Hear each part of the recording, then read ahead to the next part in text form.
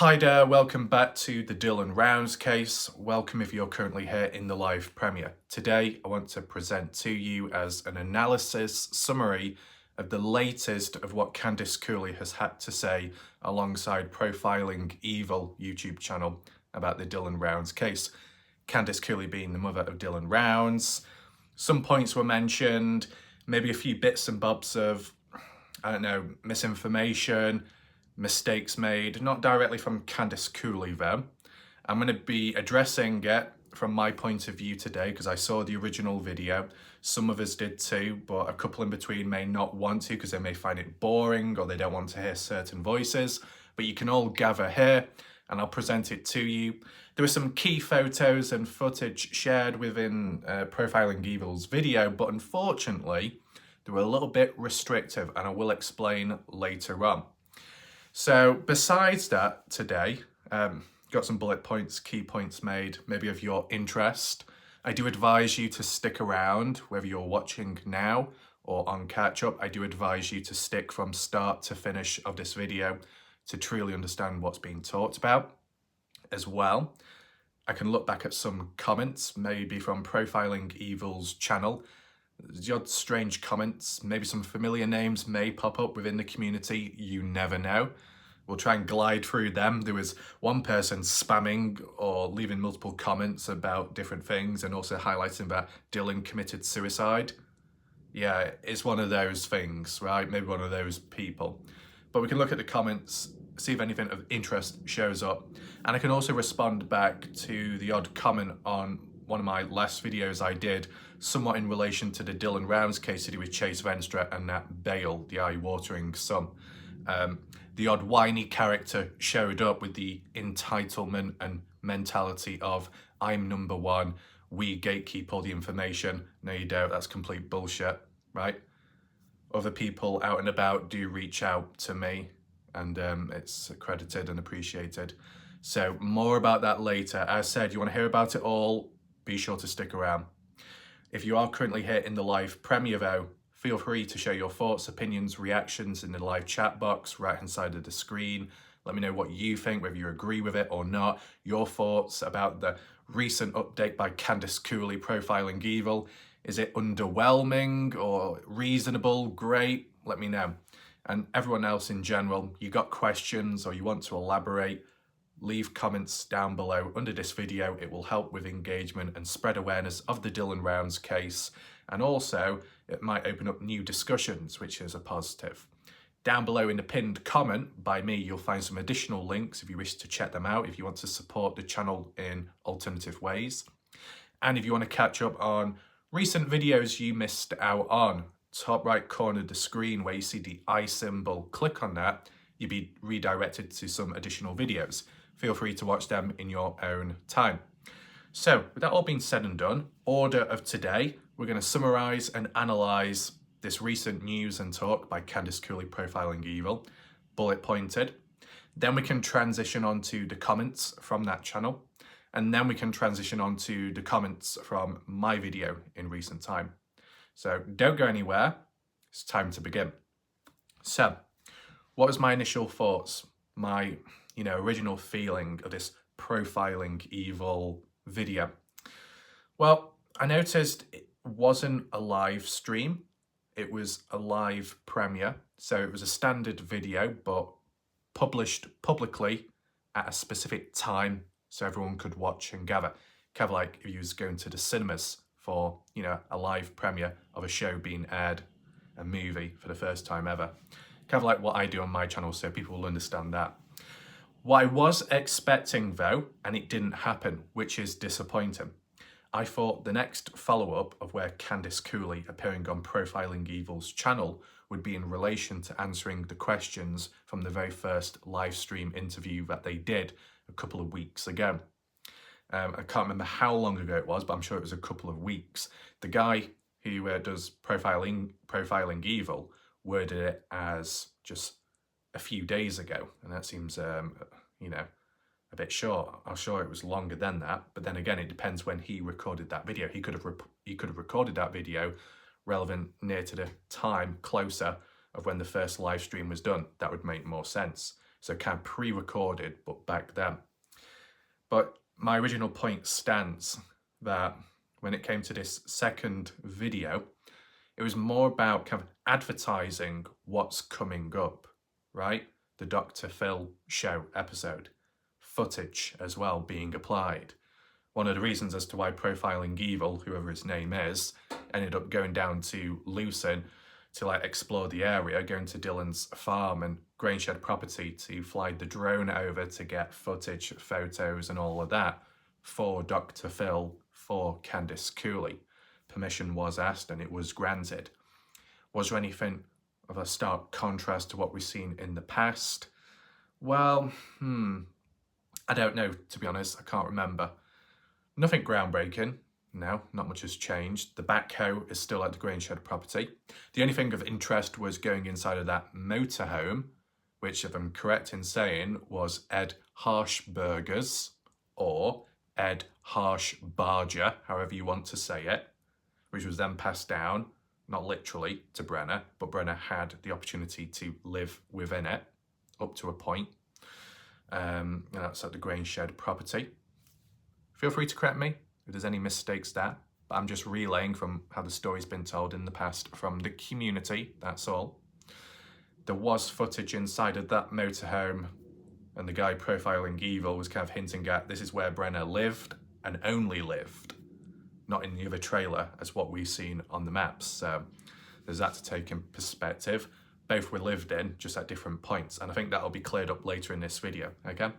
The footage inside of that motorhome was unique because I've never seen it before from that angle perspective inside. But, you know, as for presenting it to you, even just a screenshot, there's problems, right? You may be wondering, why can't I show you the screenshots, the photos of that footage inside of the motorhome, inside around the Grainshed property or Dylan's farm?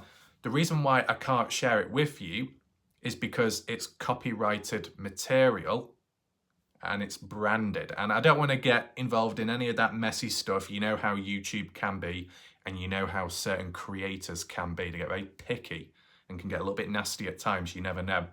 With Profiling Evil, right, bit of a weak move. Profiling Evil, bit of a gatekeeper in a sense when it came to the material, key footage. But then again, maybe it was done on that specific occasion because that footage is primarily for Dr. Phil. But then again, he was showing it to us, the general public, but I don't know, maybe because of legal reasons and it being passed on over. But I don't think it will go away, right? And if it's exchanged, I don't know what happens to the copyright holders there. But basically, if you was to look at Profiling Evil's video recently of going down to Lucerne, driving about, talking, narrating, going into a wash, showing you the side of the wash inside, quite deep. That puts it into perspective, right?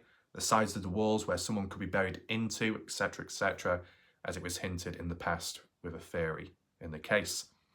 And then him going down to Grainshed property, Dylan's farm, just hovering on over and stuff. Down at the bottom of the screen, there was like, what do you call it, a semicircle or an oval.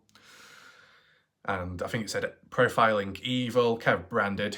Bottom right corner of the screen, you had the typical YouTube branding of the YouTuber's channel, their profile picture. And then top left corner of the screen, it said 2020 to 2024 with a C and a circle. That means copyright.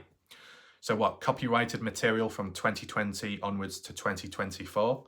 Is it only for that brief period? I don't know how long Profiling Evil has been around for, so I don't know if that's when he started his channel or if that's when his material became, you know, under copyright protection and stuff.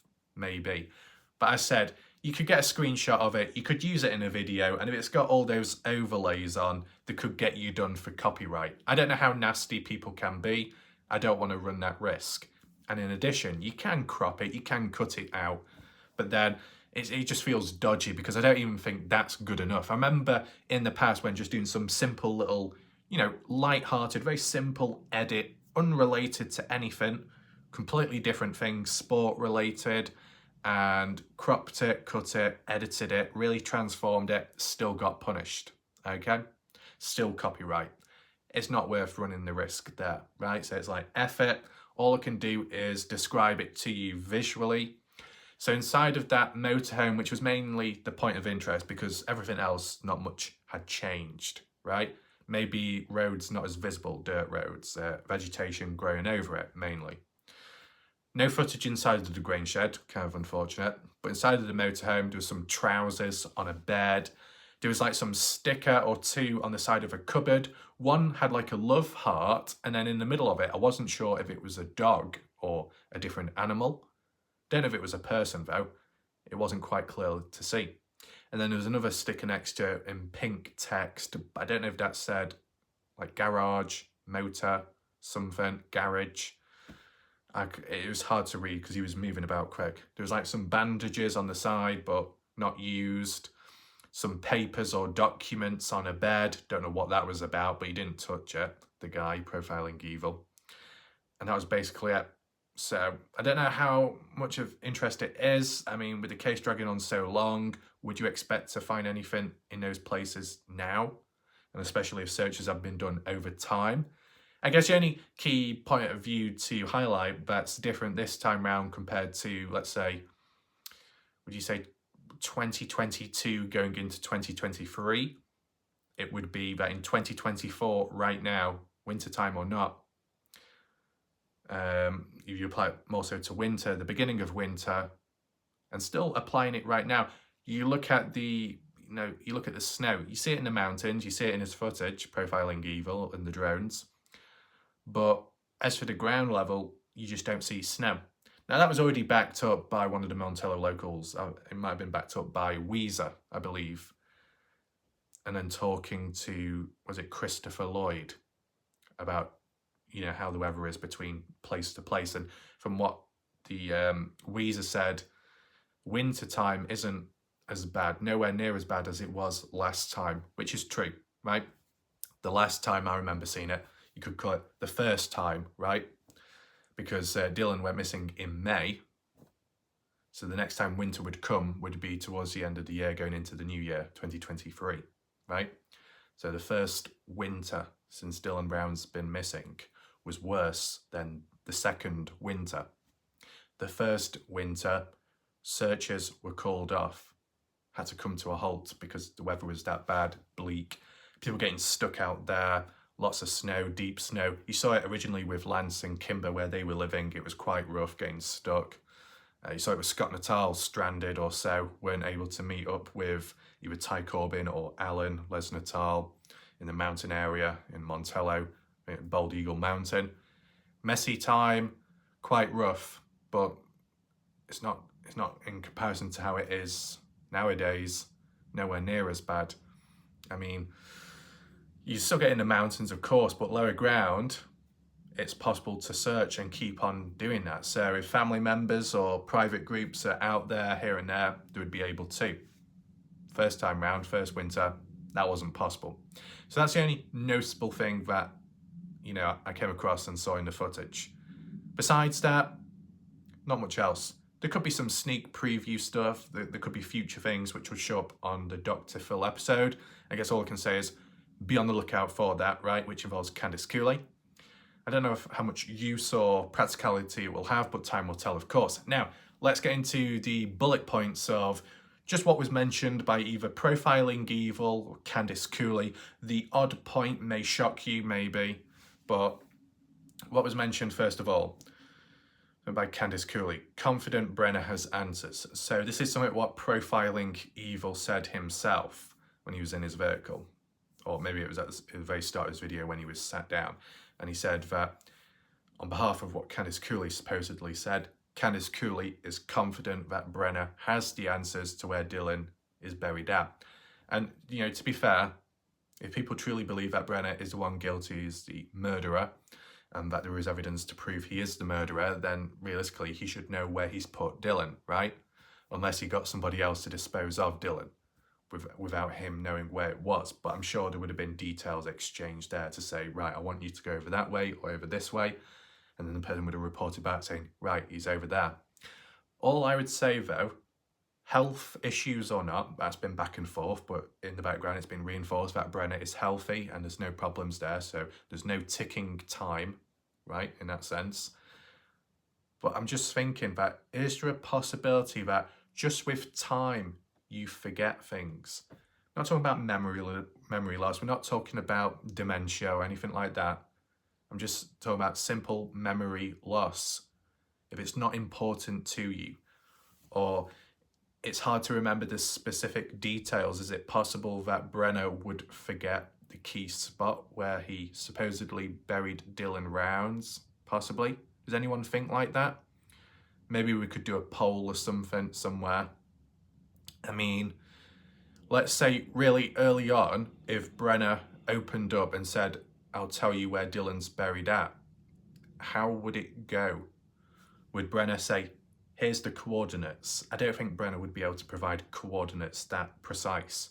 Would it have to be one of those visits out there with a police presence where Brenner's escorted by police and family there and they trace back the steps as to where Dylan was buried? Would that be how it goes?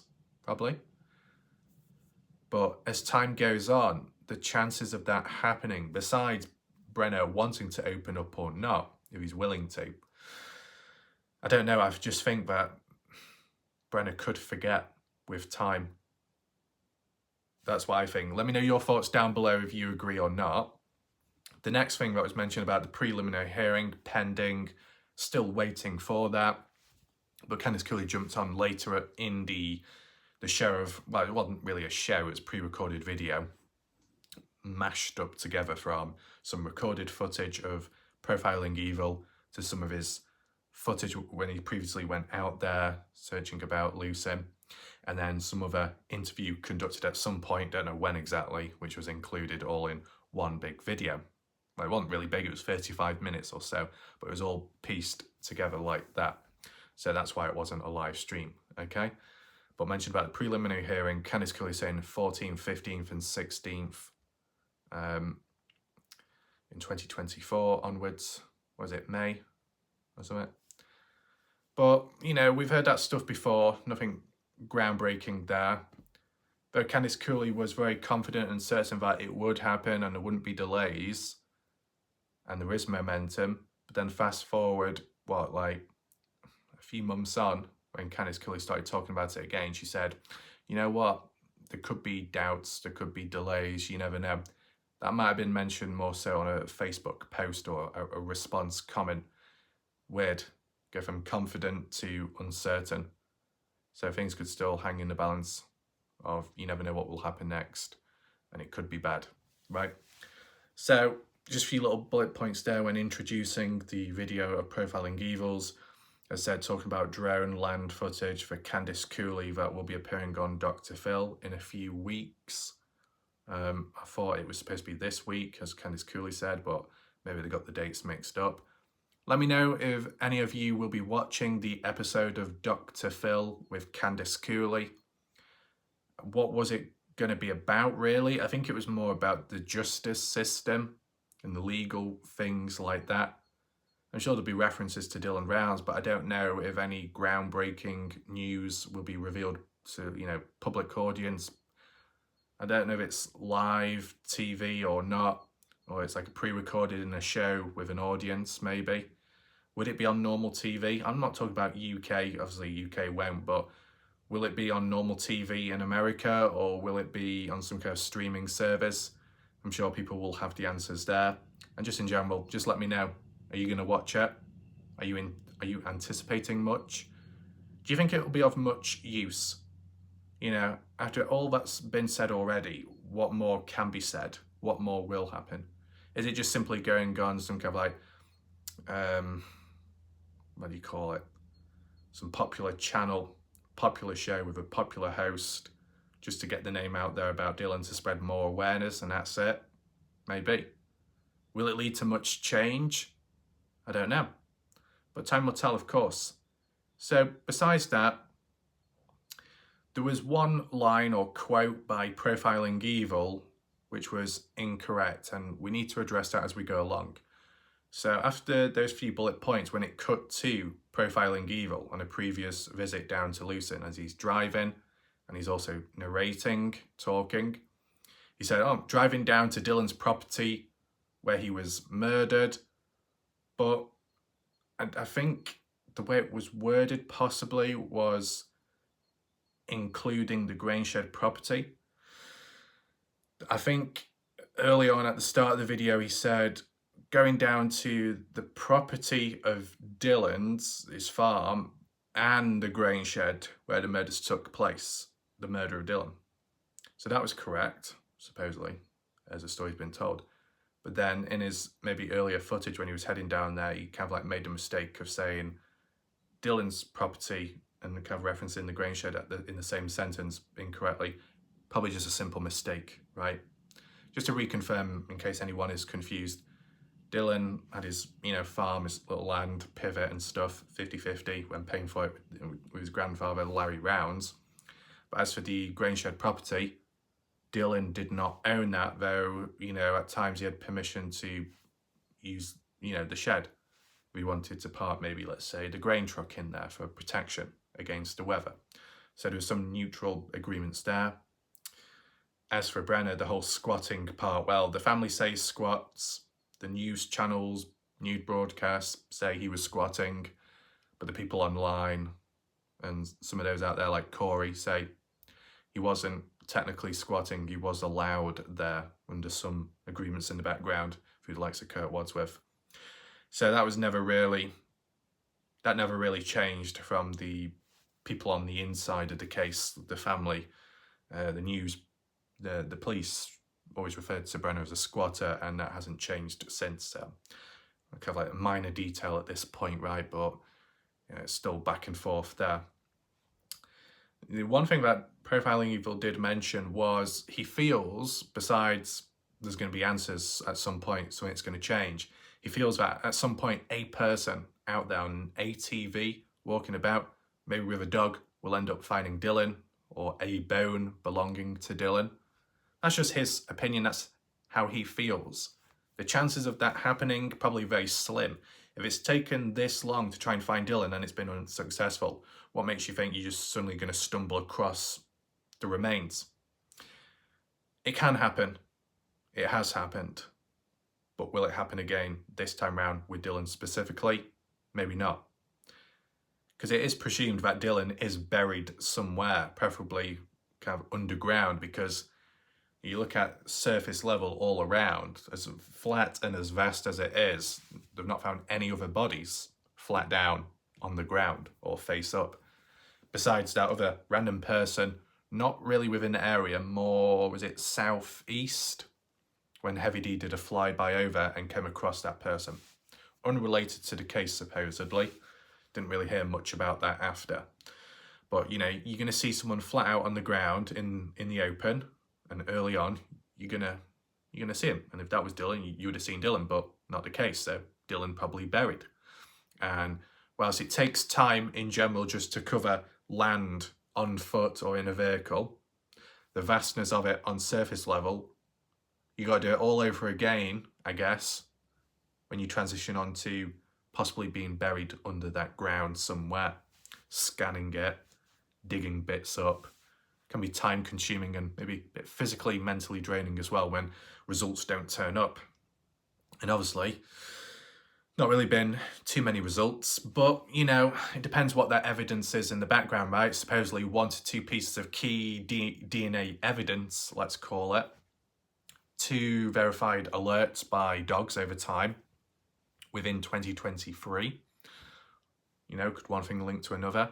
It's a shame we never heard about that new DNA evidence, because if we did early on and it happened early on and it was talked about publicly, if possible, might have, created a better perspective of the situation or who it belonged to, what the actual item or thing was. But we don't know. So it must be important, right? I guess it's not discovery evidence because it's not been revealed public. Candice Cooley said if it was Dylan's wallet, one of the pieces of things found in the past, as she said, it'd be discovery evidence and it would be publicly viewable. And that was said on the Facebook page by Candice Cooley in the past, right? Obviously, there were people in the background. Was it Bob Farrell? You know, typical community, and people going on about the wallet, where some people fantasize and latch onto it and push it, and then realize, oh, it wasn't that. You have like a wasted ride in a sense. Maybe some people are confused along the way. But, you know, equally, people on the inside within the case have done their fair share of mix and matching things, which didn't help anyone or anything. But mistakes can be made at times, right? What was the next point made? So the next few points made, more so when Candice Cooley stepped on in, right? Or at least when the video transitioned to a previous interview with Profiling Evil and Candice Cooley. Not to be mistaken for the very first live stream interview that we saw on Profiling Evil's channel, and I did a summary analysis there. That was a standalone one. In between, another interview took place, but how long was it? I guess it was as long as what you saw in that video recently by Profiling Evil. What was about 15, 20 minutes long, possibly. But it was mentioned first by Candice Cooley herself, mentioning how within the case and early on, and so the bad YouTube creators got involved, and Profiling Evil said, and some have exploited the case, have exploited the situation with Candice Cooley.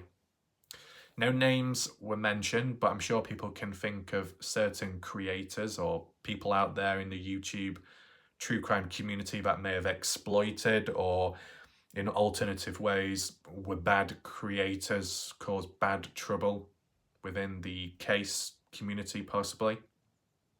As for me, I just simply covered the story and was, you know, thinking outside the box.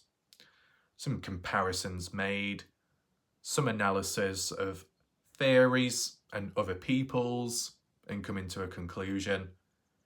It was, you know, what you would normally expect to see, but possibly at times the right questions were asked.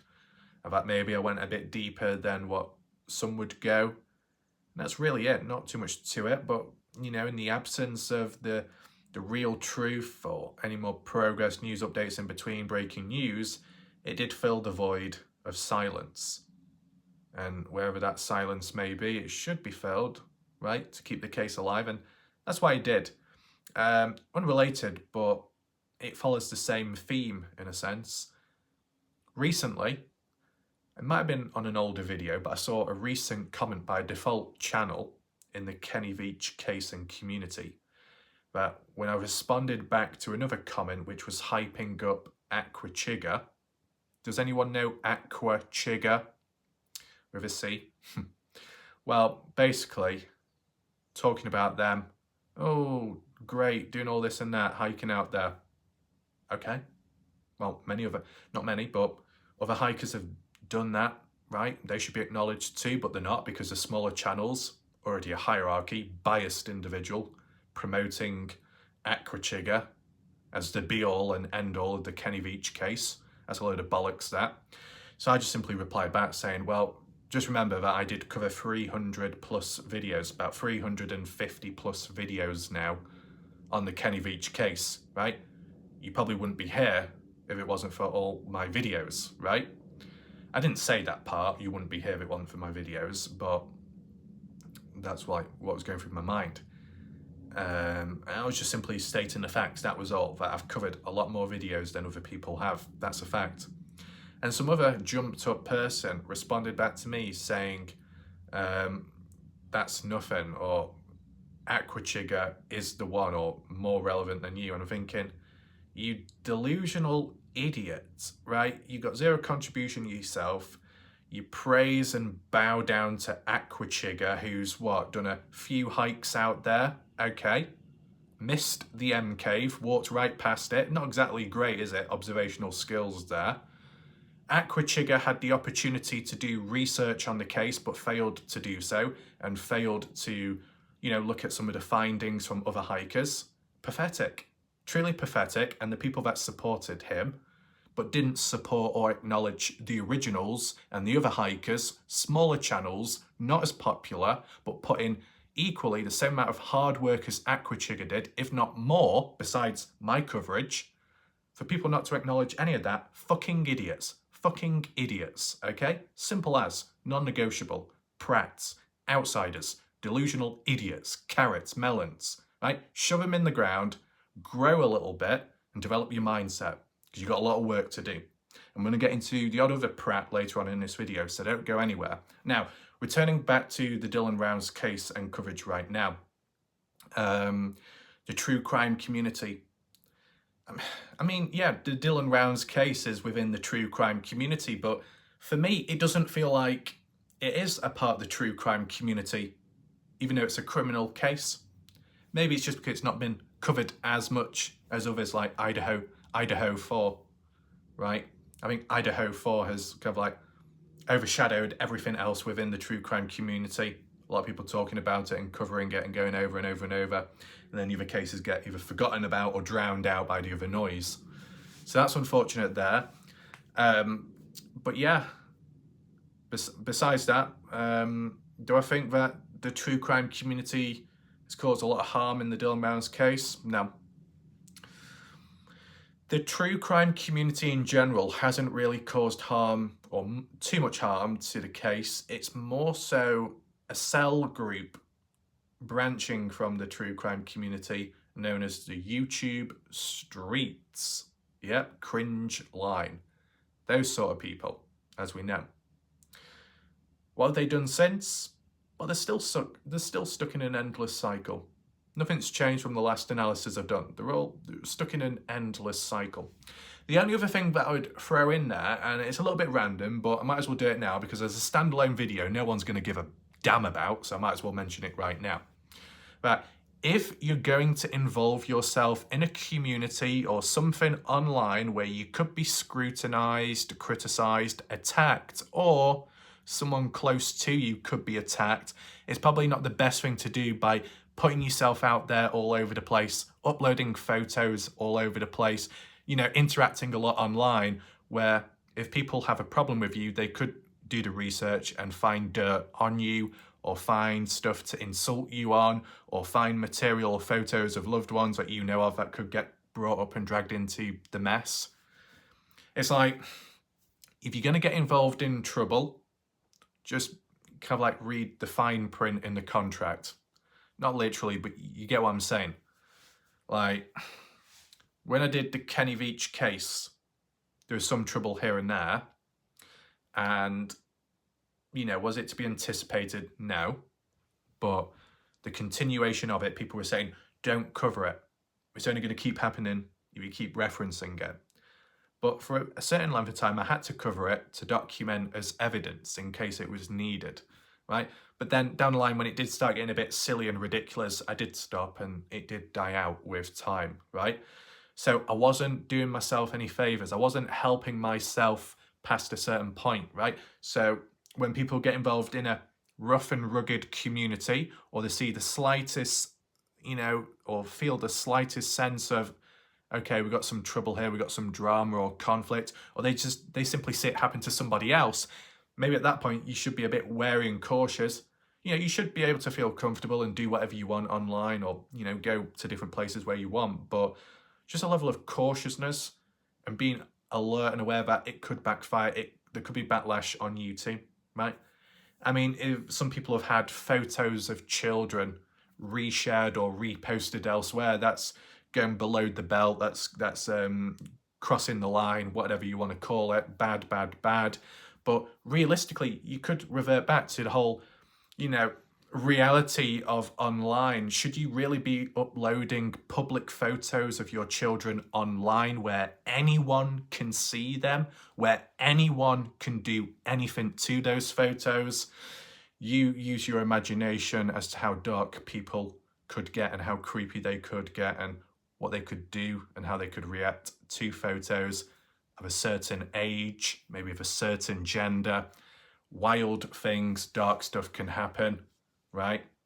Anything's possible, right? No limits when it comes to online with certain people out there.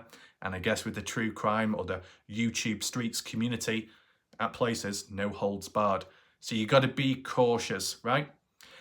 You could get a wave of parents or mothers coming on in saying, excuse me, Raf, don't be telling me what to do or what I can't online. I should be able to post this. I should be able to post the child. I should be able to post a baby with clothes or not. I don't know. Hold on a second. Let's slow things down. Why not rethink the situation, okay? If you wanted to compromise. You want to upload photos of good memories, good times, or share events with family members, or a baby's first steps, or children having fun, right? You want to share that with other family members and other friends, long distant relatives you may be friends with on Facebook. Okay. Well, send it privately. Post it privately. Have a private account, a private page where the only people can view the images are friends or family members. You want to share stuff with family members and friends, but you may not live close together? Well, do it privately. It's doable. By posting it all publicly, it's going to make you a target. It could make other people a target. And at the same time, when it comes to children of a much younger age, do they have the consent to have photos taken of them for them to be then uploaded online? No, right? Luckily, when it comes to me, because of different generations and stuff, you know, with time, family photos, normal photos taken, you look back on it, that's all good, fine and funny. Not a single one is posted online. Not a single photo of me from the past is posted online, right? Because there are standards, there is respect all around, okay?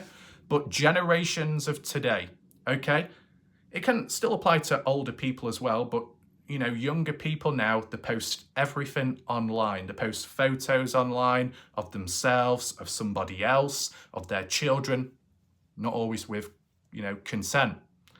And, you know, when it comes to young people, you know, within the family, it's going to sound dodgy, this, but realistically, if you're going to like take a photo or record a video of the baby's first steps, you can't ask the baby for consent to take the photo, can you? Right? Because the baby won't be able to respond back. But it's the uploading part online. Not everybody wants their photos of them posted online. Not everybody wants their baby photos posted online or when they were younger online. And that when they get older and then they see that what the parents have done, it's like you've gone behind my back. That's a bit, you know, and with all the creepy people being out there, you could then get dragged into something you didn't consent to in the first place. It's a complete shit show. It's a complete mess. Distributing family photos, distributing memories can be done privately in real life or privately online through trusted people, friends of friends, family.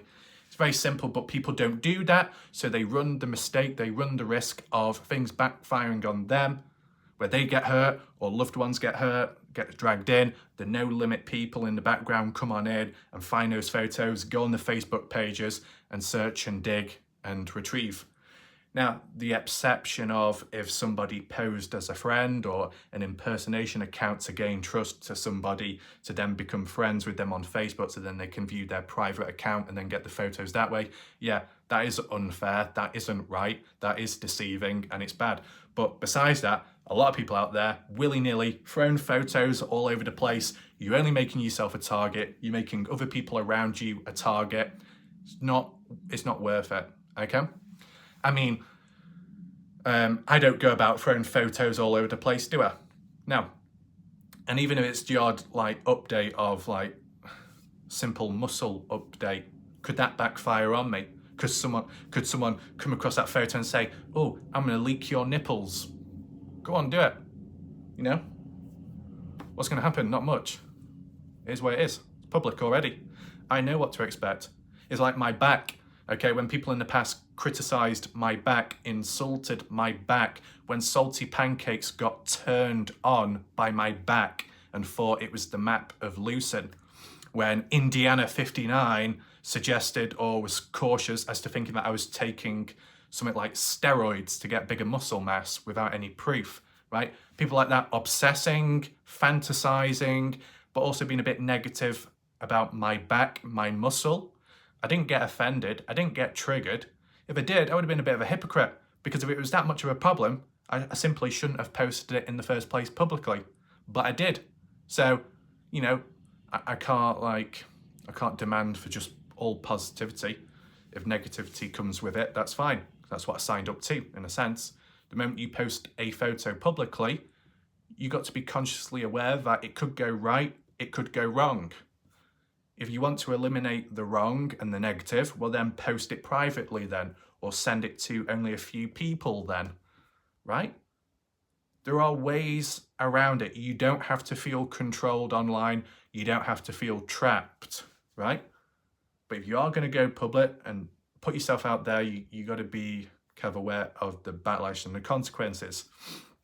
And the simple line could be, does it really matter? Oh, well, or more so, you know, we shouldn't have to think like this in the first place. We shouldn't have to be cautious. We shouldn't have to be wary. We shouldn't have to be on edge. We should be able to do our own thing and communicate widely and broadly. But still, why do you want to be posting stuff public if it's only meant for close people? It's like all the people on Instagram, right? If they're some kind of degenerative influencer, or they're like, well, they're a personal trainer or an online personal trainer, it's a part of their job or a part of their role. They've got to engage in that way and upload photos, maybe on a frequent basis, tutorials, updates, comparisons, before and afters. As narcissistic as it may come across, you know, interpreted only, they're doing it because that's their role, that's their job. If you got some person that's just casually uploading many, many photos over and over again of themselves, of their face, of their body, maybe one gender more so than the other, let's put it that way, on Instagram, they're straight out narcissists, self-obsessed individuals that just want to shove it in everybody's face and say, look at me, me, me, me.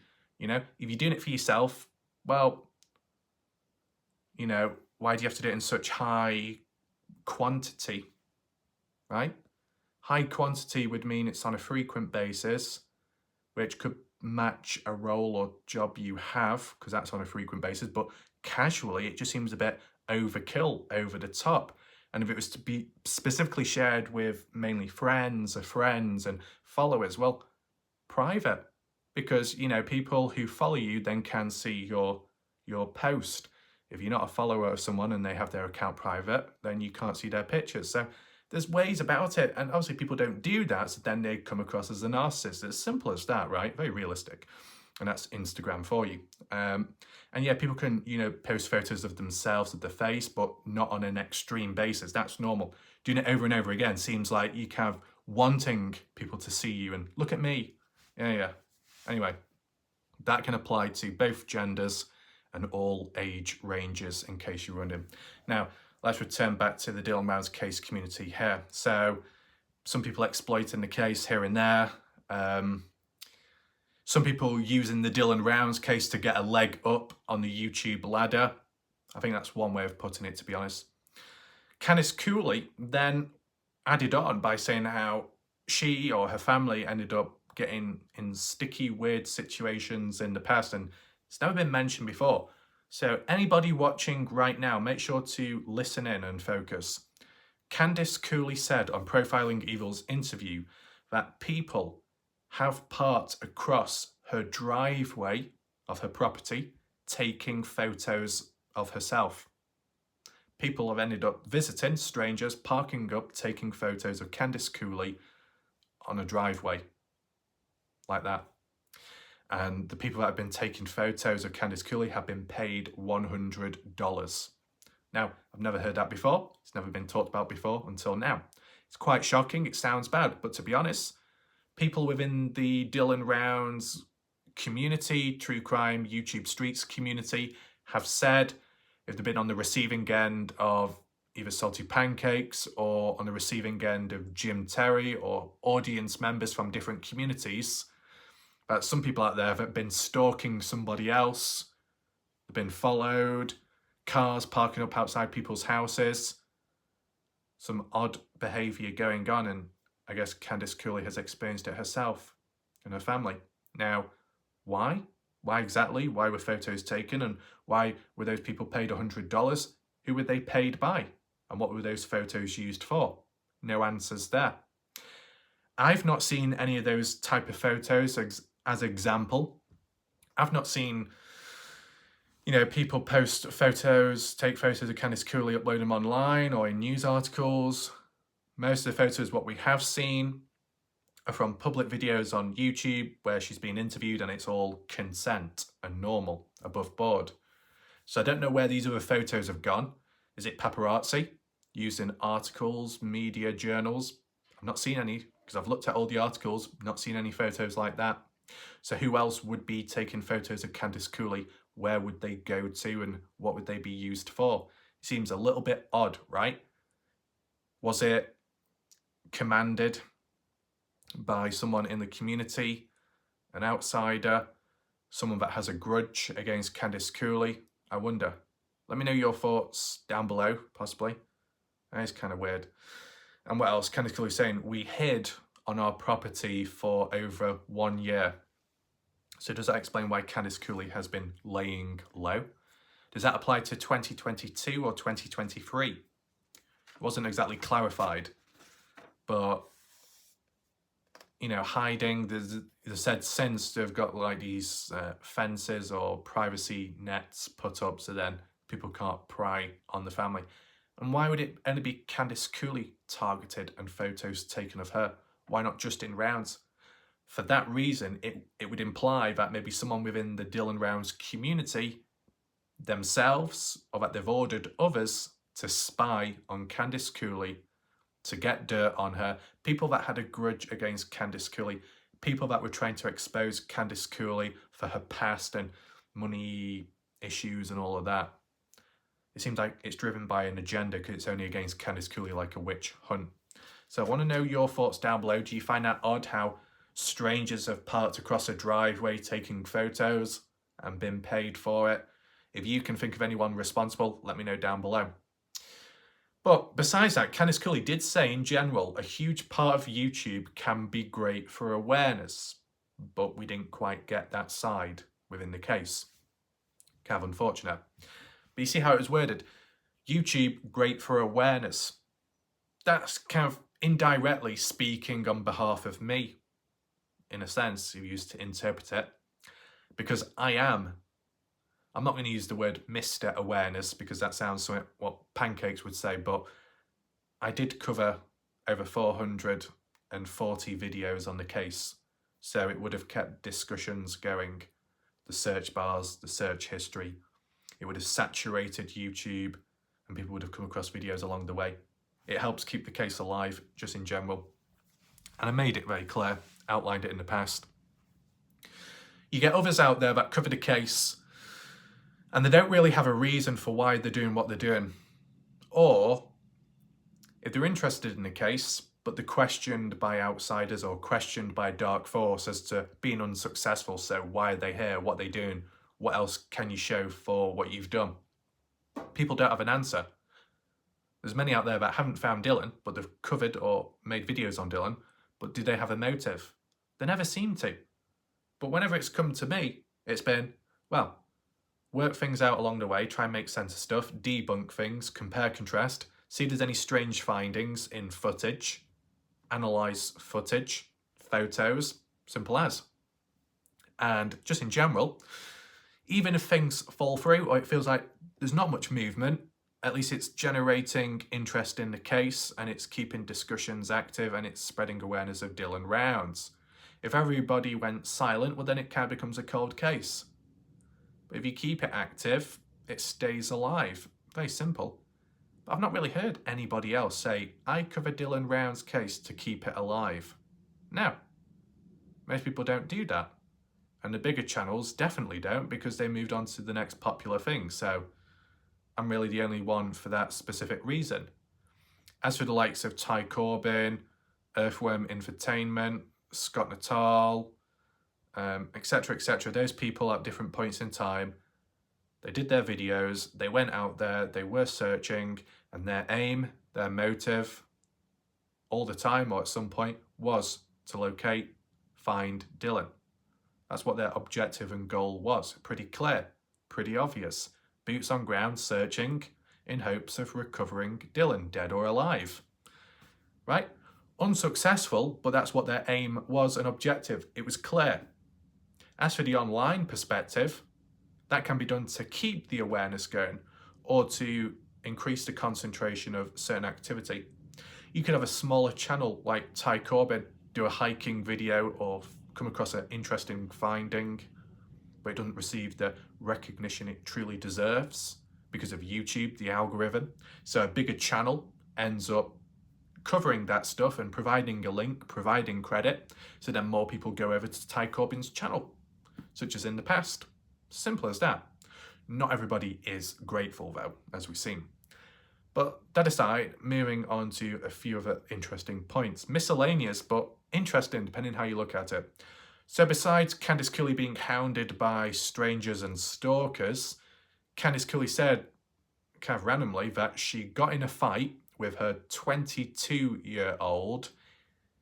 He said, so I'm assuming that Colton Rounds. So Candice Cooley got in a fight supposedly with Colton Rounds, one of the brothers, well, younger brother of Dylan Rounds, okay? And Colton said he never wants to see Candice Cooley ever again. And Candice Cooley said she's not seen Colton for over 3 weeks now. What's that all about? It could be completely unrelated to the Dylan Rounds case. Just a, typical normal falling out in the background, family, personal stuff. And I know people can say, well, why are we talking about it then if it's personal? I didn't make it personal. I didn't make it public. Candice Cooley publicly said it in that video of Profiling Evil. So we now know about it. That's all. That's all I'm saying, because that's all she said. And I'm just relaying it on to you. Is there a breakdown in communications? Is family life tense? Who knows? I don't know. But I just wanted to, let me know your thoughts down below, right? Candice Cooley not seeing Colton for over 3 weeks. Is it anything serious, anything big? Anything related to Dylan Rounds, or falling out or not? Or completely unrelated? Anyway, moving on. Reference to the backhoe, Kurt Wadsworth's backhoe, still at the Grangeshed property, not been moved since, probably won't be. So there's not much urgency there, so it can't be that important to Kurt. Candice Cooley was mentioning that Brenner first squatted in the motorhome, which I guess is Ed Harshbarger, and then later Dylan bought a trailer for Brenner. Now, I don't know if Dylan bought a trailer for Brenner.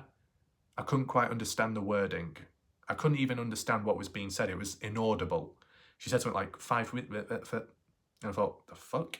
So I'm assuming that what Candice Cooley said in Profiling Evil's interview, that Dylan bought Brenner something to live in. It was inaudible. It was hard to hear. Poor audio quality. That's all that can be said. But I guess it would tie in line, because when reflecting back on the area of the Grangeshed property, you got that motorhome, yes, and then you had that other smaller trailer, which was Brenner's. So Brenner spent so much time in the motorhome at first, and then moved over to the trailer that Dylan bought for him. So if that's what Dylan truly did, if Dylan truly bought Brenner like a gift, then Brenner should have been grateful, but I guess not in the end, right? Some other miscellaneous points Candice Cooley said in relation to Dylan's farm, about that big fuel tank, what you see. And I think that might have been the fuel tank that was once at the Grangeshed property, which was then rolled on down to Dylan's farm. That was drained, no fuel left in there. Why? Safety reasons, or because they could reuse that fuel elsewhere, I wonder. Anyway, it was drained. Next thing what Candice Cooley said was that Dylan originally, at some point in the future, was going to buy a second pivot on his land. He was going to have a yard as well. So Dylan had ideas of expanding, and obviously with him doing custom farm work and getting paid in the process, he'd be able to put that money back into his own farm to establish his business and grow more with time, but never got the chance to do that. Candice Cooley said, in quotes, "We know Brenner shot Dylan, but we don't have Dylan's body, but we know he did.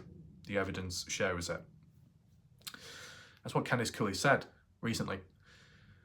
Don't know if that point would shock anyone. I mean, it's a fair assumption to make because you look back at Brenner, what he's been involved with in the past, shooting people, injuring, fatal wounding, possibly attempted murder, but reduced to attempted malicious wounding. So, Candice Cooley saying, we know Brenner shot Dylan, but we don't have the body to prove it. It's like a weak argument. It's a very weak point. It's probably not exactly the best thing to say, but in a casual or semi-formal conversation, it's a normal thing, right? But if you used to say that probably in court, that we believe Brenner shot Dylan, we don't have the body, case closed. That's not enough. It's just not enough. Do I think that Brenner may have shot Dylan? I guess. I'd say so. You got that original point by Ty Corbin, chrome gun of Brenner's still missing. No update on that. You got the time-lapse footage of Brenner in possession of Dylan's phone in his trailer, cleaning a gun, which could have been used on Dylan, and Brenner had blood on him. So you can tie one thing to another and make links. Is it enough evidence? Probably not. You'd have to truly find the murder weapon to confirm if it was a gun or not.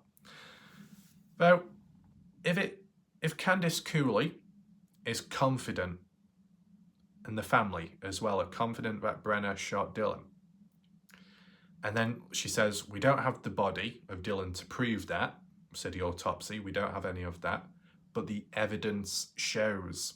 So I guess the evidence being the time-lapse video, and that's it, because of Brenner cleaning a gun. If there's any more evidence, well, that would be interesting. The other point I wanted to make, that if Candice Cooley does believe that Brenner shot Dylan, then what about the ballistics? How come that was never followed up? Why was no ballistics done? If Dylan was killed at the Grangeshed property on the outside or the inside, wouldn't there have been bullet holes or a bullet hole? Because, I mean, I could be wrong, but how many times did Brenner shoot Dylan then? Was it one shot or multiple? And whereabout on the body? Well, we don't know because we don't have the body to do the autopsy. But if you're guessing, is there a chance that when Brenner shot Dylan, the bullet exited Dylan? It went in and came out the other side, or ricocheted in the body and pinged out from a different direction.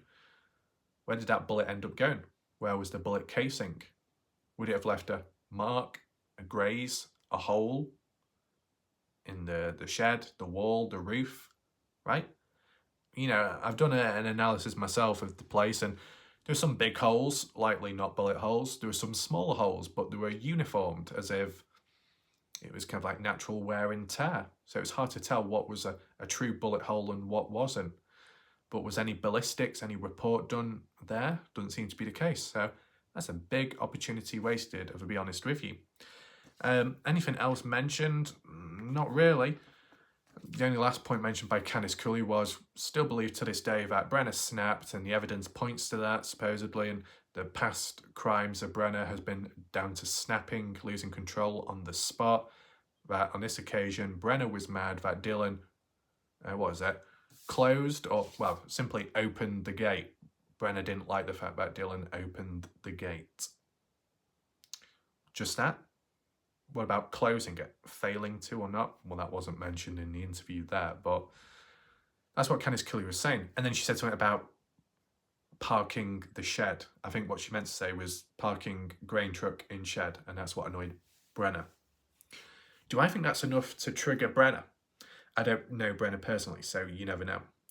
One thing that I would highlight is, I just think Justin Round's concept was probably a bit more realistic in Dylan gaining access and then reversing the grain truck in the grain shed, and Justin passing on from what he heard from Brenner, that Dylan supposedly damaged the horse gate of Brenner, which was within the grain shed property going in, hence why the gate looked bent and damaged when we saw photos of it later. That noise may have startled Brenner, and the damage, the recklessness, clumsiness of Dylan, not done with intent, triggered Brenner, and the whole, oh, I'll have to fix something, I'll have to pay for it to be fixed. What about my horse? Is that okay? that defensiveness. We've done a psychological analysis on all that. You can look back at my previous videos for reference points there, but I just think that, yeah, Brenner could snap, or short fuse, just a simple short fuse, get pissed off very easily.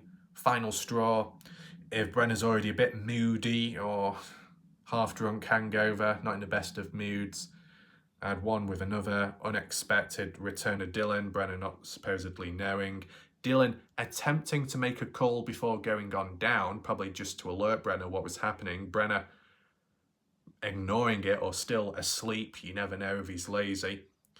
So Dylan at least tried to let Brenner know, let's say that at least, but Brenner wasn't quite with it.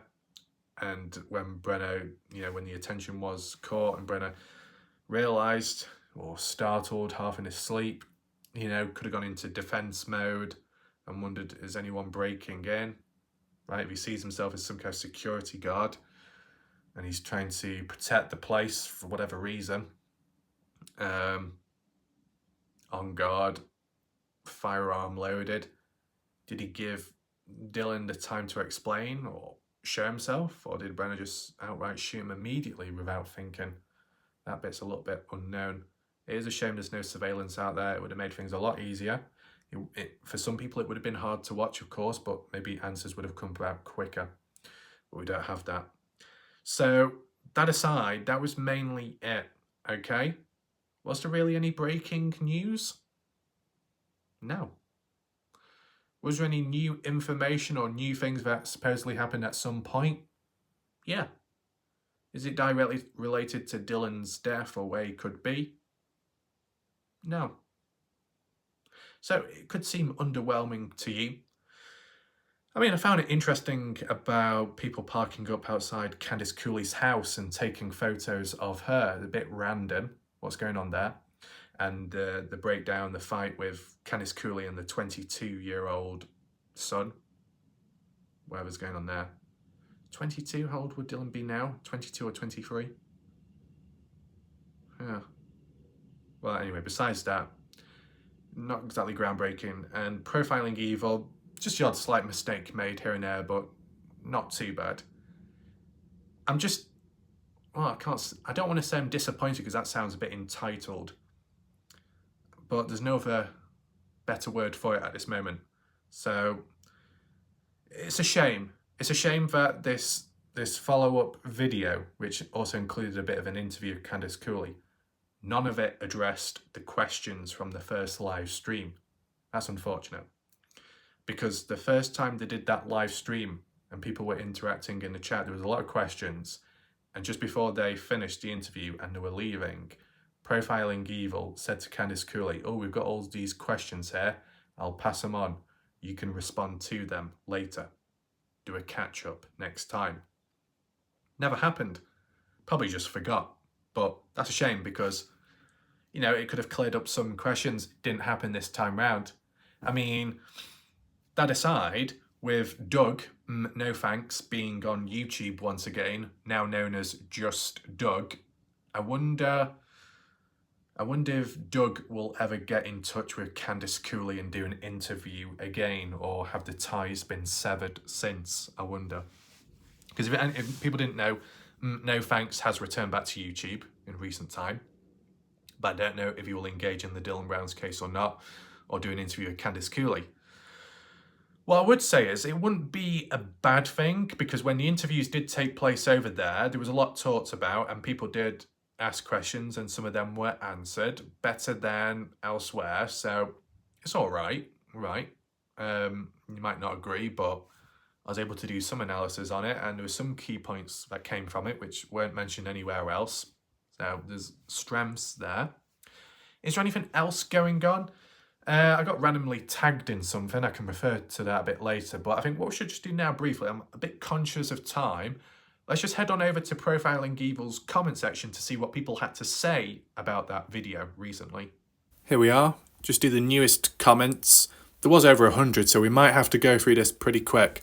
Brenner Evil, why the police show is so lazy, incompetent. Well, either it's because they're in on it in a corrupt way, or it's not of interest, importance to them, and because of the distance and travel. That's where it kicks in the excuses. What about the right to speedy trial? How can they Brenner in jail for so long? Tragic. Right. What's this person? Unapologetically authentic. I know they don't want to ask James Brenner due to him trying to get to a deal. Any sentence is a death for him. I would have to ask. I truly pray for Dylan. Okay. This is one of those cases where there should be severe consequences faced for the convicted killer. Harshest terms of jail, diet, etc. until they tell where the body was. Yeah, okay. Tragedy pimps. Those washers may be uncomfortable every time I drive through the ones in South Texas desert. I get the creeps thinking about what it would be like during flooding. Yeah, we saw some photos. So glad you're giving us an update on Dylan. He'll never be forgotten. Wouldn't say it's a big update there. We got Joy Perry saying justice for Dylan. Joy, also known as Joy Foulmouth Perry, that actually caused a lot of disruption when I was actually covering the Dylan Rounds case on my channel. They didn't really contribute much. They just whined, whined, complained, swore, capital letters, and that was pretty much it.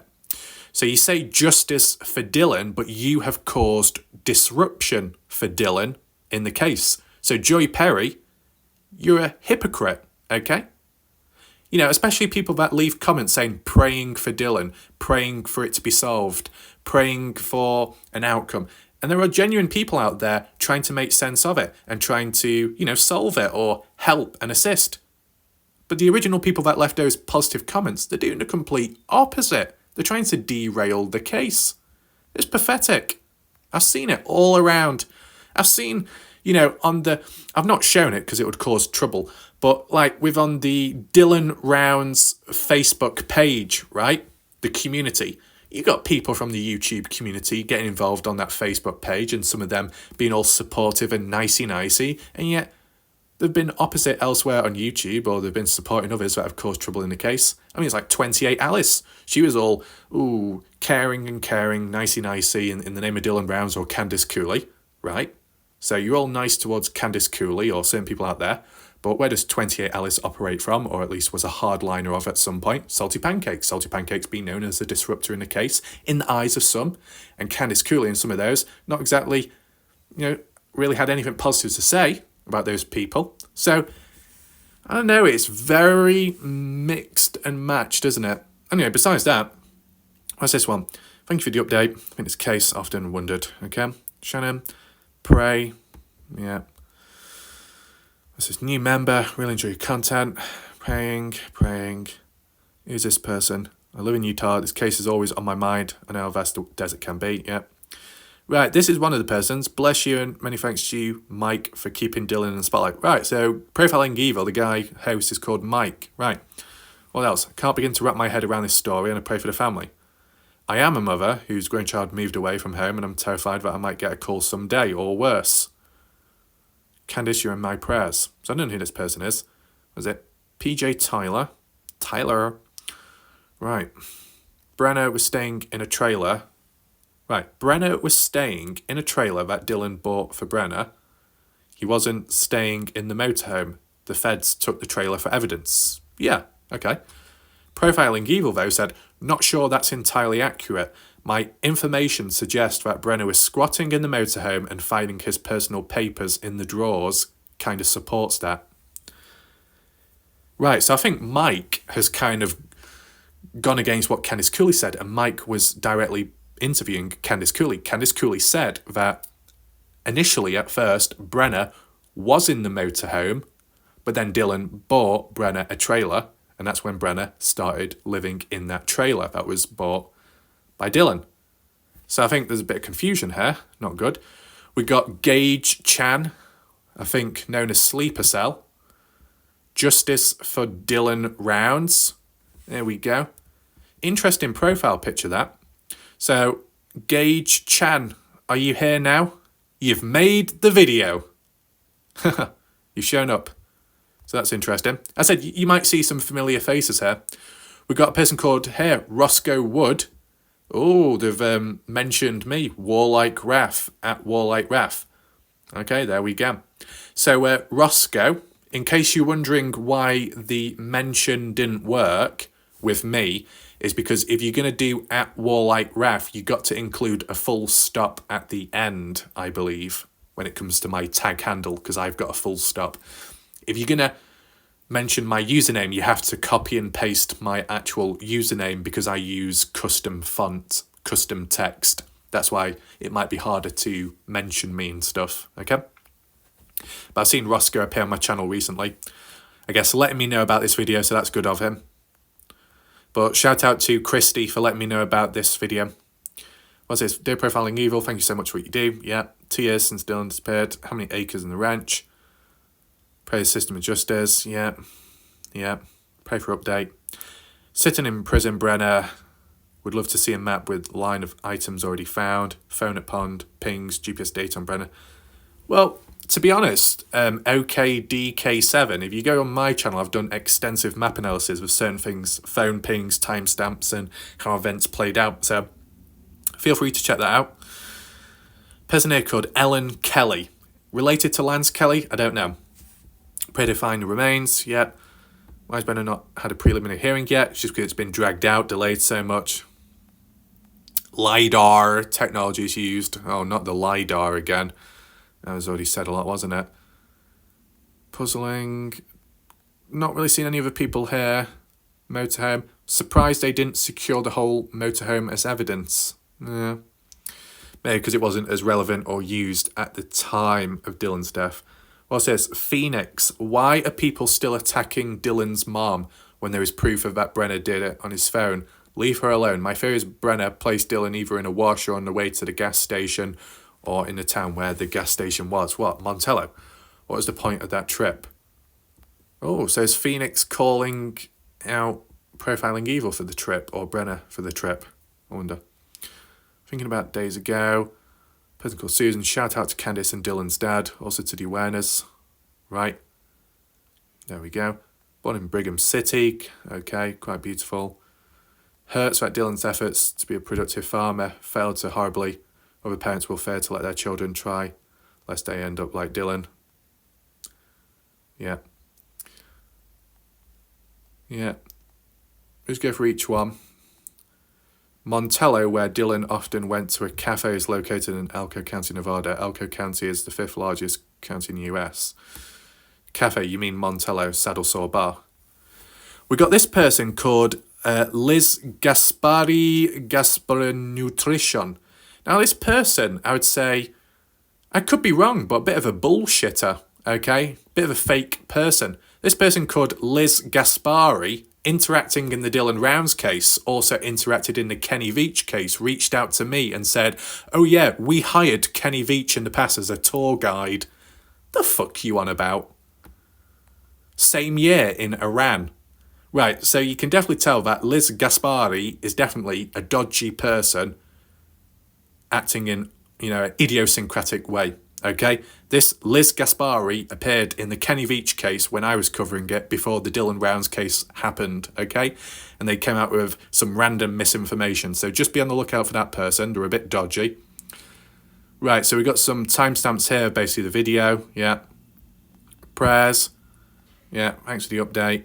Wait, they got someone for his death? I never heard. I hope they did tell us where he is. Did they check the pond? Yep.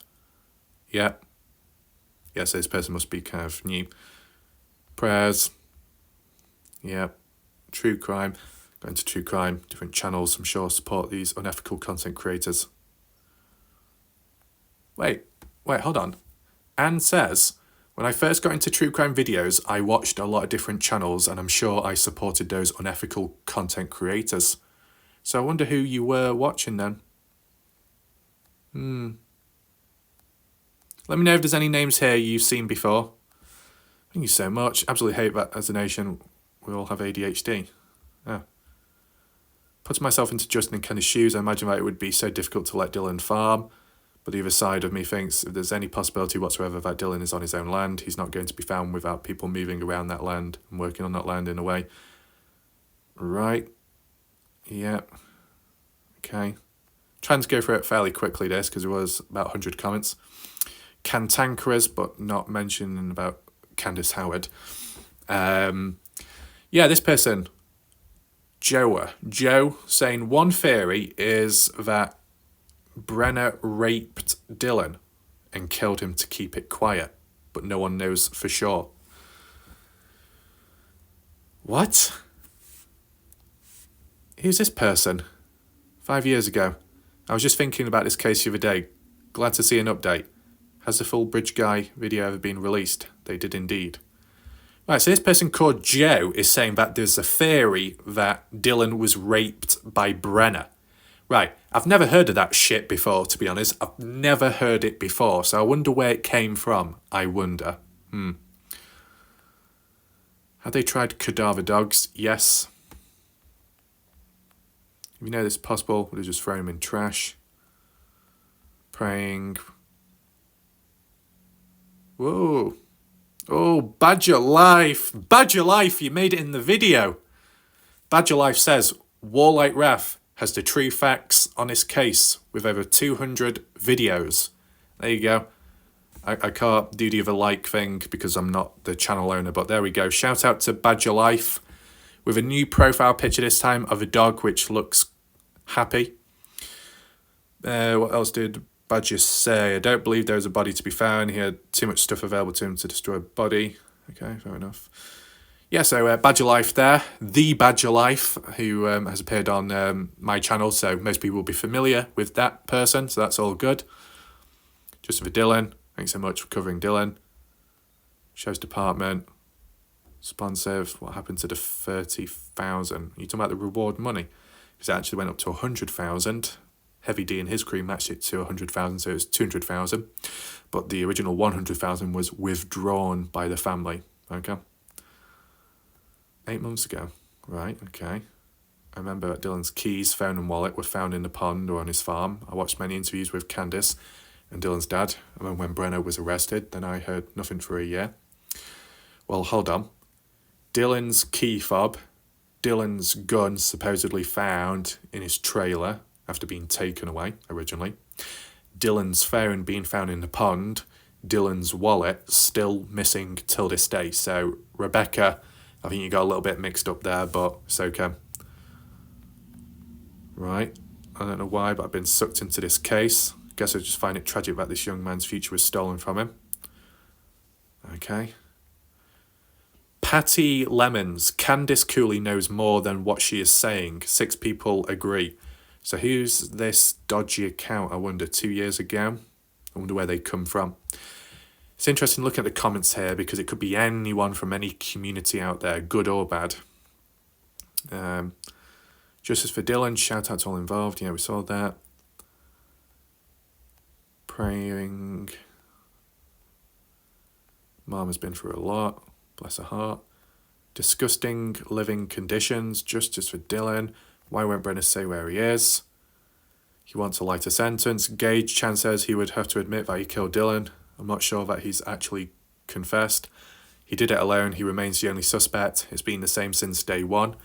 It's a little bit unrelated, Gage Chan, but I've noticed you interact with Salty Pancakes on and off. Considering what Salty Pancakes has said about the Dylan Rounds case, not really being as, strong about Brenner being responsible, more about did it ever happen in the first place and crisis actors taking, place and it all being staged. What do you think about that, Gage Chan? Do you think Salty Pancakes is correct in that area? Let me know. The killer offered up his body for a lighter sentence. The parents said no. Right, okay, so this is to do with when Brenner was around the 3rd of March 2023, wasn't it? On East Idaho News, where it was mentioned that Brenner was willing to open up to his attorney about a location for some kind of deal to be made. He'd reveal the location, might get a lesser sentence. The family said no, they turned it down. Did it actually come down to directly rejecting it? I don't think so. The way it was worded in the future was Candice Cooley, Justin Rounds, wasn't in control of the deal or the plea like that, but their attitude at least was they would say no, they would turn it down. That's like how it was worded. What's this one? Kimberly. I think if it was true, Mike would have mentioned it. I've not read nor heard of this anywhere. I'm sceptical of the information. Well, It's kind of true. It's been mentioned on East Idaho News. She's correct. I also saw it during an interview, East Idaho News, 3rd of March 2023, around that time, or slightly onwards. They'd rather get him a longer prison sentence, but they know their son will be found eventually, since they'll never give up. Nate Eaton, that's correct. Right. Okay, they don't want him to get out. Help of others. Right, so it's not mentioned here by anyone, but it was added in by Candice Cooley, Mum Slater, not that long ago now when looking back. Candice Cooley said, I guess on behalf of Justin Rounds too. No, well, Justin Rounds, I guess, was in agreement at the time, but it wasn't elaborated. It was only elaborated later when Candice Cooley said it herself, for most part of it. I don't know if Justin Rounds was there or not, may have nodded his head, but Candice Cooley definitely said that they didn't want to accept the offer because they felt they were going behind Dylan's back and making a deal with the devil. But in addition, they didn't like the idea of Brenner being released in the future if they took up the offer and stuff, and there was a lesser sentence on Brenner. Because if Brenner got out in the future, he could harm another family and take another life away. Candice Cooley, Justin Rounds, didn't want that on somebody else, so they were being selfless. And they felt confident enough that they could get Dylan themselves. But they have made it harder on themselves. As it's not sure peace will ever come, the family will always have that anguish, but hoping in time. Right, so we've seen a couple of familiar people. We haven't really seen that many bad eggs, so that's interesting. I'm sure other people will be commenting elsewhere, scuttling around, possibly. But what we'll do now, briefly, is just transition on over to my last video, which was kind of in relation to Dylan Rounds, okay? I will just select it to the, where is it now? Newest comments here, okay? Can work our way up. As I said, this is the video that I did about Chase Venstra. Very brief, summarised, just wanted to point out a little observation and that was it. And possibly apply and hint to the Dylan Rounds case. Nothing more, nothing less, okay? We've got Andrew Culver. That bail is huge. Glenn T. Cleo, interesting. Didn't know. Thank you for the updates. You're welcome. This guy. That is an excessive amount of bail for a gun charge. There is more to this than we know. A gun charge would not likely have been more than $50,000 US normally. Badger Life. I believe the bail is so high because he is a flight risk or bail jumper. However, I have not looked up his records for verification. That bail amount is usually reserved for suspected murderers with a flight risk. Flight risk being somewhat consistent with these comments. Christy, Bro and Blue is because they have only 3 spaces to insert characters for age, gender, height, weight, hair, and eyes. Fair enough. That's a lot of money. June, I'd imagine the bail is so high because he has ran from charges before and will do it again. So risk of fleeing from bail, right? And imagine the bail is so high because, right, okay. Weezer, Chase Venstra was arrested on February 12th. He has a court date this Thursday.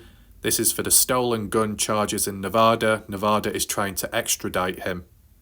Okay, so recent time. Thanks for sharing, Weezer. That's helpful. Sinaloa, my eyes are always water. Why is that, Sinaloa? You never responded. Bungee Cord, shout out to Bungee for popping in again. Badger Life says, yes, Chase Venstra has a history of hiding from the cops, so that's why the bail is so high. He's an extreme flight risk, in my opinion. So there seems to be a consistency there, right? And the main point here by Weezer, arrested February 12th. Now, this person here, Mr. X, basically Jim Terry's brother that hides behind a mask, that claims to be an original person or character, but really they're simply impersonating Mr. X from the Resident Evil game series, a video game. Mr. X, a character from that video game in which this person here is imitating. So it's not original, but that aside, Mr. Impetuous here says, wow, lol, we first put this information out 72 hours ago. Had a call from the clerk of courts and had a live interview with Ty Corbin. You are way behind and getting your info from us clearly. Incorrect. Response-wise, nope. Just goes to prove your videos are meritless. Also, Jim did not fabricate charges. Jim presented the complaint and the local DA pressed charges, not Jim. Call the Orem City DA and ask if Ditto ever sent documentation to JT requesting his in-person presence. That would require actual work, so it won't happen. Right. And that was pretty much it of the conversation. Arguably a waste of time. So Mr. X comes across a person that has the mentality of a Crayola crayon and an individual that seems like they won the egg and spoon race in high school, got a gold medal for it, and brags about it till this day. The reality is, when it comes to that photo, that screenshot of Chase Venstra, the bail, that was presented to me relevant at the time, though I simply didn't cover it at the time, because I had more pressing matters. Christine Passay Parker's body being found. Human remains being found in the Nevada desert, linking that to Kenny Veach. Idaho 4 blurred out photos. What does that mean? Shoes found, drug dealing. Did it link to wrong place, wrong time? Did the 4 victims, students, get caught up in a drug deal gone wrong, or dealers wanting money and going after them? Hard-hitting news in recent time on my channel. The Idaho 4 one got nearly 10,000 views in a matter of a couple of days. The Nevada one about human remains got close to about 7,500 views. Back to back. Successes in reach, in attention, and spreading awareness on the different cases. The Christine Passay Parker one, breaking news. Finally, a body was found within a case, which I covered, but not the best outcome. But it needed to be covered, and awareness needs to be spread so more and more people hear about it and realise what truly happened, right? So there was a lot of important, heavy stuff going on in recent time. That, in comparison to Chase Venstra, is nothing. It's not comparable, okay? So I put it on the back burner because there was more pressing matters at hand. Simple as. So, obviously, if I did cover it much earlier on, it probably would have been a different outcome at the time. There would have been less complaining from certain individuals out there. But Mr. X, Jim Terry, they come across as the gatekeepers of information, or at least the originators of it all, that they've done it all, that they have it all. And if anybody decides to cover a case that they cover, oh, it instantly means copying. If a person decides to cover some material or findings which they've done as well, but this other person is doing it in their own way, and how they received the information was from someone completely different, well, the likes of Jim Terry, Mr. X instantly assume that there's copying taking place. It's embarrassing. What Jim Terry, Mr. X, more so Mr. X, demonstrate is evolutionary competitiveness in unnecessary situations. It's okay to be competitive, have a winner's mentality, but in a situation like this where there's no harm in people working together or working individually and finding things at their own pace, when that can't be understood, then it's just a lost cause, right? I just think it's ridiculous. And as I said, how I received the information was from someone completely different, okay? But Mr. X keeps coming on back, hands and knees, complaining, whinging, whining, just like how others out there have done so. In addition, recently I heard Maria or Wes talking about a certain individual. Where are they? Where has Wes's nurse gone? Where is she at? Well, what I can say is, there's always that chance that there's the nurse lurking in the background, the devil's daughter. Who knows? Could be still lurking. Maria, Wes, they could still be around in the background, just for your information. They could still be watching those videos of mine right now. I mean, looking at the statistics, the cities such as Newcastle upon Tyne, few views from there. I wonder who that person is. Oh, we know. But this is the thing. What I can do, what others can't, is I can simply look at some rough statistics and pinpoint exactly as to who that individual could be from that country, from that city, from that location. Newcastle upon Tyne. Oh well. I mean, there's other cities and stuff of people, yeah. But of course, most of it are from the US. But that aside, there's always lurkers on my channel. You know, there's times where I can do a video, there's 50 people watching and only about under 10 people active in the live chat. So I wonder who the others are. Bit of a mystery, kind of exciting, isn't it? Right? And at times when certain items, things are deployed, it can like summon people to show up, right? Like Watch Her Crazy, when I stand up, she shows up. So there's different combinations there. Anyway, that aside, yeah, Mr. X, it's kind of laughable. Bit of a joke of an individual, to be honest. Made mistakes in the past, got things wrong in the past when it came to my channel, when it came to, you know, random points. I mean, it's hard to take a person serious like that, right? I mean, that's pretty much it. You can leave your thoughts down below, leave your comments, mention anything you want. You can always respond back to it in the future. But all in all, mainly an analysis today, a summary of what has been said in recent time from the likes of Candice Cooley on Profiling Evil's channel. You want to check the video out yourself, you can. You'll look for those photos, the drone footage, you can. Said, I didn't want to risk it in this video because, you know, depending on what people can be like out there, they could say copyright. I want to try and avoid that because bullshit has already happened in the past from, what was it, some random person online, was it Alex or something, Bradbury, pizza and drugs, the fuck that's all about, completely irrelevant, unrelated, but some corrupt individual out there. It's all very dodgy. Not related to Dylan Brown's, not related to any of the dark characters in the case. It's something completely different. It's like some YouTube manipulation going on. But hopefully you found the video somewhat interesting. You liked it. Feel free to like the video, share it, spread more awareness of what's gone on recently, and just leave your thoughts down below. I'll see you next time, whenever that is. Goodbye. Good night for now.